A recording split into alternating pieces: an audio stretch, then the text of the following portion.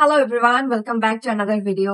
So আজকের ভিডিওতে আমরা হচ্ছে প্যাস্টেল বিউটির এই ট্রু ম্যাট ফাউন্ডেশনটা নিয়ে কথা বলবো। এটা একটা রিকোয়েস্টেড ছিল। এটা শেড নাম্বার হচ্ছে 02 ভ্যানিলা। আমি ইচ্ছা করে বেশি লাইট শেড নিয়েছি যেন হচ্ছে আমার ডার্ক শেডের অক্সিডাইজ ফাউন্ডেশন গুলোর সাথে ইউজ করতে পারি। এটা এরকম প্যাকেজিং আসছিল আর ভেতরে হচ্ছে এটা দেখতে এরকম। এটার প্রাইস নিয়েছে মেবি 650। আমি এটা নিয়েছি হচ্ছে ক্লাউড শপ বিডি থেকে। আর এটার মধ্যে SPF 15 আছে। এটা নর্মাল টু অয়েলি স্কিনের জন্য রেকমেন্ড করে যে এটা হচ্ছে ফুল কাভারেজ। আর এটার মধ্যে 30 ml পরিমাণ প্রোডাক্ট আছে, যেটা স্ট্যান্ডার্ড যে কোনো ফাউন্ডেশনের জন্য। আর মেড ইন PRC, মানে মেড ইন চায়না। সো এটার ক্যাপটা এরকম একটা স্টিকার দিয়ে আটকানো আছে। এরপর হচ্ছে আমরা এটার একটা হ্যান্ড ওয়াশ করবো। ফোনে না কেন, কেটে দিই। ও ওমা, ক্যাপটা মনে হচ্ছে কিন্তু লাগে না। ক্যাপটা লাগে না তো, ক্যাপটা লাগে না। এটা কি ঝামেলা হলো? আমি ট্রাভেল করবো কি? আচ্ছা, যাই হোক, এখন একটু সোয়াচ করি শেডটা। পাম্প সিস্টেমে আছে এটা।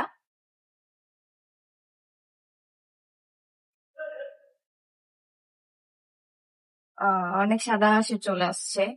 আমি ভেবেছিলাম ভ্যানিলা হয়তো এত সাদা হবে না, মানে ভেবেছিলাম যে সাদা হবে, বাট এত এক্সপেক্ট করিনি। কারণ হচ্ছে যে আমি ভেবেছিলাম এটা হচ্ছে চাইনিজ ফাউন্ডেশন, না চাইনিজ ফাউন্ডেশন ভ্যানিলা বা 1023 শেড গুলো অনেক বেশি সাদা হয়।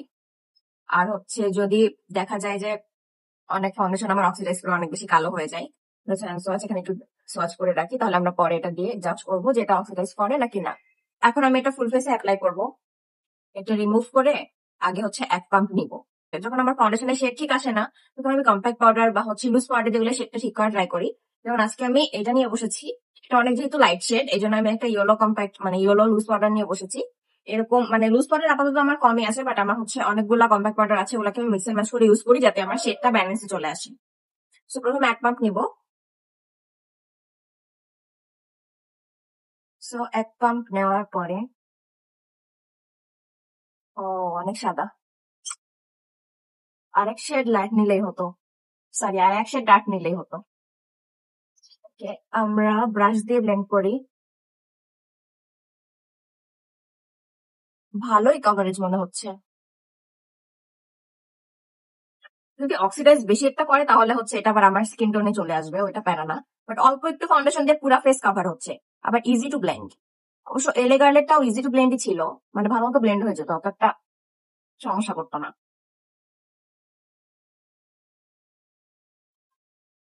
ও সাদা ভূত মনে হচ্ছে। আচ্ছা, হোক, সমস্যা নেই। আজকে আমি অনেক অল্প করে প্রোডাক্ট নিয়ে তারপর পুরো ফেসে স্প্রেড করেছি। এখনো পর্যন্ত এতখানি প্রোডাক্ট বাকি আছে এক পাম্পের মধ্যে। তো বাকি টুকটা আমি দিব হচ্ছে বিউটি ব্লেন্ডার দিয়ে। বিউটি ব্লেন্ডার দিয়ে বেশি প্রোডাক্ট সোক করবে। আমার উচিত ছিল এই সাইডটাতে ব্রাশ দিয়ে অ্যাপ্লাই করার, বাট আমি হচ্ছে এই সাইডটাতে ব্রাশ দিয়ে অ্যাপ্লাই না করে। আচ্ছা, এই সাইডের দাগগুলো কিন্তু অনেকটা ঢেকে গেছে, এখানে আমি একটু করে দিয়ে রাখি যে দাগের জায়গাগুলা ডার্ক সার্কেলও দেখা যাচ্ছে না। সো আই থিঙ্ক এটা কোয়াইট ফুল কভারেজ। আর ফিনিশিং কেমন এটা তো আমরা আস্তে আস্তে বুঝতে পারবো। এটা একটা স্মেল আছে কেমন জানি, মানে কি বলবো, ফ্লোরাল একটা স্মেল। গলাতেও দিয়ে ফেলি যেহেতু অনেক সাদা কালার একটা নিয়েছি, একদম সাদা ভূত দেখা যাচ্ছে। এটা আমি কনসিলার হিসেবে ইউজ করতে পারবো, আবার মিক্সার ম্যাশ করে ইউজ করতে পারবো, যেগুলো অতিরিক্ত পরিমাণে অক্সিডাইজ করে। এত ডার্ক একটা ফাউন্ডেশন কিনে আমি রিগ্রেট করছি না, মানে সরি, এত লাইট একটা ফাউন্ডেশন কিনেও আমি রিগ্রেট করছি না, কারণ আমি এটাকে অন্য কাজে লাগাতে পারবো, দ্যাটস ওয়াই। আর আমি ইচ্ছা করে একটু লাইটও নিয়েছি, বাট এত লাইট হয়ে যাবে আমি ভাবিনি। ডার্ক সার্কেল গুলো একদমই ঢেকে গেছে, আর হচ্ছে ডার্ক স্পট গুলো একদমই ঢেকে গেছে আমি বলবো। তো ওভারঅল এটা একটা ফুল কাভারেজ ফাউন্ডেশন। এক লেয়ার বিল্ড করে তোমরা মিডিয়াম কাভারেজ পাবা, আর 2 লেয়ার বিল্ড করলে সব দাগ ছোপ ঢেকে যাবে। এখন এটার পাশে সাইড বাই সাইড আমি আরেকবার সোয়াচ দিব। এটা কিন্তু ভালোই অক্সিডাইজ করে, 2 থেকে 3 শেড অক্সিডাইজ করে। এটা দেখো, এটা হচ্ছে একদম মানে কি বলবো, যেহেতু ফাউন্ডেশনটা অনেক বেশি লাইট শেড, তো অক্সিডাইজ করলেও আশা করি তেমন একটা প্রবলেম হবে না আমার ফেসে। আর এটার মনে হয় কতগুলো শেড অ্যাভেলেবল আছে মার্কেটে, বেশি শেড অ্যাভেলেবল খুব একটা বেশি নাই, বাট যথেষ্ট 6-7টা মনে হয় শেড অ্যাভেলেবল আছে। তো তার মধ্যে থেকে তোমরা যে কোনো একটা নিয়ে ইউজ করতে পারবা। যেহেতু সবগুলা শেডই এমন সাদা না, 02 আর 01টা বেশি মনে হয় সাদা। আর এর পরের গুলা হয়তো বেজ, তারপর হচ্ছে বেজ টাইপের কালার। আর আমি আশা করেছিলাম যে এটা বেজ টাইপেরই কালার হবে, বাট একটু সাদা হবে। আচ্ছা, এখন একটু এটা স্মাচ করে দেখি।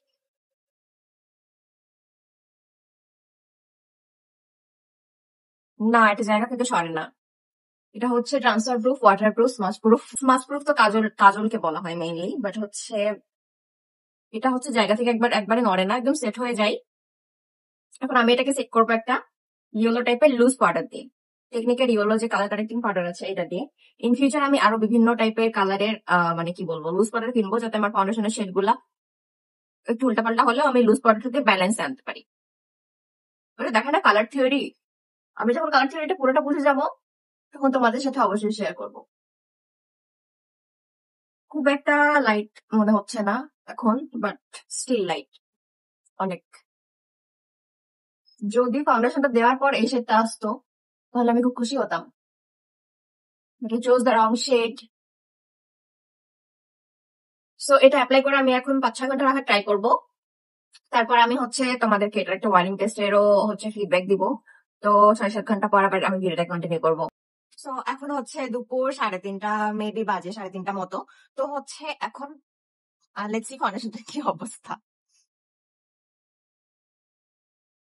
কোথাও ক্র্যাক করেনি, আর এখন আমার কাছে লাগছে যে এটা অক্সিডাইজ করে অনেকটাই আমার মানে স্কিন টোনে চলে আসছে। এখান থেকে উঠে গেছে, কারণ আমি পানি খাই আর এইভাবে ডলা দিই মুখে, এখান থেকে এই জন্য উঠে গেছে। তাছাড়া অন্য কোনো জায়গা থেকে উঠেনি, পুরোটা ঠিকই আছে। বাট ফাউন্ডেশনটা অনেক অক্সিডাইজ করে। যে কোনো ম্যাট ফাউন্ডেশন গুলো আমার স্কিনে খুবই অক্সিডাইজ করে। যেমন এখানে ইউ ক্যান সি, এখানে আমি হচ্ছে হালকা করে সোয়াচ করেছিলাম, এটা এখন একদম আমার স্কিন টোনের মতো চলে আসছে। সো আই থিঙ্ক এটা বেশি লাইট শেড কিনলে তেমন একটা প্রবলেমে পড়বা না। লাইট শেড কিনাই ভালো। আর হচ্ছে যাদের অ্যাশ হয়ে যায়, ফাউন্ডেশন অ্যাশ হয়ে যাওয়ার প্রবলেম আছে, তারা হচ্ছে একটা অরেঞ্জ কারেক্টার ইউজ করবা অথবা একটা ইয়েলো কারেক্টার ইউজ করবা। তাহলে হচ্ছে যে যেগুলোতে অ্যাশ হয়ে যায়, এগুলাতে এই জায়গাগুলোতে যদি ইয়েলো বা অরেঞ্জ কারেক্টার ইউজ করো, তাহলে এই জায়গাগুলো সহজে অ্যাশ হয়ে যাবে না। আর ফাউন্ডেশনটা হচ্ছে ডেফিনেটলি ওয়াটার প্রুফ আর ট্রান্সফার প্রুফ, আর হচ্ছে ইজি টু ব্লেন্ড, একদম ম্যাট ফিনিশ দেয়, এই জায়গা থেকে নড়েনি, একদম মানে ফুল কাভারেজ দেয়। বিল্ড করলে আরো মানে অনেক বেশি কাভারেজ পাওয়া যাবে। একবার বিল্ড করার পরে এটা মিডিয়াম টু ফুল কাভারেজ দেয়, আর 2বার বিল্ড করলে অনেক বেশি মানে ভালো কাভারেজ দেয়, যেটা হচ্ছে তোমার ডার্ক স্পট, কনসিলারও লাগবে না, ডার্ক স্পট বা সবকিছু ঢেকে যায়। যেমন আমি এখানে হালকা করে এই ডার্ক স্পট গুলোর উপর দিয়েছিলাম, এগুলো অলমোস্ট ইনভিজিবল, এখন ক্যামেরার মধ্যে হালকা একটু দেখা যাচ্ছে, বাট হচ্ছে ইন রিয়েলি এত একটা বোঝা যাচ্ছে না যে আমার এখানে কোনো স্পট আছে। আর আমার এই সাইডের পিগমেন্টেশন গুলো সব ঢেকে গেছে। So yeah, this foundation is definitely recommended from me. আর এটা ড্রব্যাক গুলো যদি একটু বলি, তাহলে হচ্ছে এটার ক্যাপটা একটু লুজ। এই লুজ ক্যাপ নিয়ে আই থিঙ্ক এটা নিয়ে ট্রাভেল করা অনেক কষ্ট হবে। আমি যেহেতু সবসময় ট্রাভেল করি, তো লুজ ক্যাপ নিয়ে ট্রাভেল করা আমার জন্য এটা মানে সাথে করে নিয়ে ট্রাভেল করা অনেক কষ্ট হবে। বাট সেটা মেবি আমার মানে স্কিন টোনের সাথে প্রথমে না মিললেও এখন হচ্ছে অনেকটা আমার স্কিন টোনে চলে আসছে। দেখা যাক এটা নিয়ে কিভাবে ট্রাভেল করা যায়। আই থিঙ্ক ওই বক্সটার মধ্যে নিয়েই এটা সবসময় প্রিজার্ভ করতে হবে, মানে এটার সাথে যে বক্সটা আছে এটার মধ্যে এই দুইটাকে একসাথে নিয়ে প্রিজার্ভ করলে, এই দুটাকে একসাথে নিয়ে মানে এটার মধ্যে এটা ভরে প্রিজার্ভ করলে এই যে এটা খুলে চলে আসবে না। আরেকটা যেটা বললাম যে খুবই বেশি অক্সিডাইজ করে যে কোনো স্কিন টোনে, আমার আমার মনে হয় যে আমার স্কিন অক্সিডাইজ করলে যে কোনো স্কিনে অক্সিডাইজ করবে। অবশ্যই ড্রাই স্কিন যাদের, ড্রাই টু কম্বিনেশন স্কিন যাদের, তাদের স্কিন অক্সিডাইজ করবে না, কিন্তু তাদের জন্য তো এই ফাউন্ডেশনটা না। এটা হচ্ছে ফিনিশিংটা অনেকটাই মানে কি বলবো, একদম ম্যাট ফিনিশিং। কোনো হচ্ছে যে এমন না যে মানে কোনো পাউডারি বা কি বলবো সেমি ম্যাট ফিনিশিং, এমন না, পুরোটাই ম্যাট ফিনিশিং। আর ট্রান্সফারও হয় না, নিজের জায়গা থেকে নড়ে না। তো আমার কাছে ফাউন্ডেশনটা বেশ ভালো মনে হয়েছে। আর এটার প্রাইস ছিল 650 টাকা। 650 টাকার মধ্যে ফাউন্ডেশনটা কিনা একটা গুড ডিসিশন। আর হচ্ছে যে অবভিয়াসলি এটা মানি ওয়ার্থি ফাউন্ডেশন, কারণ এটা খুব একটা বেশি প্রাইসে এমনও না, আবার হচ্ছে খুব কম চিপ ফাউন্ডেশন তাও না, চিপ লুকিং ও দেয় না। ওই যে চাইনিজ ফাউন্ডেশন, কোম্পানি ফাউন্ডেশন গুলো যেমন একটু চিপ লুক দেয়, যে হচ্ছে একটু মানে কেমন জানি মানে ভালো মতো ব্লেন্ড হতে চায় না, বাট এটা সুন্দরভাবে ব্লেন্ড হয়ে যায়। সো আমার পার্সোনালি এটা অনেক পছন্দ হয়েছে, definitely recommended from me. So yeah, that's it for today's video. ভিডিওটাকে হেল্পফুল মনে হয় প্লিজ একটা লাইক দিয়ে দিও আর আমার চ্যানেলটাকে সাবস্ক্রাইব করে দিও। Thank you so much for watching, by.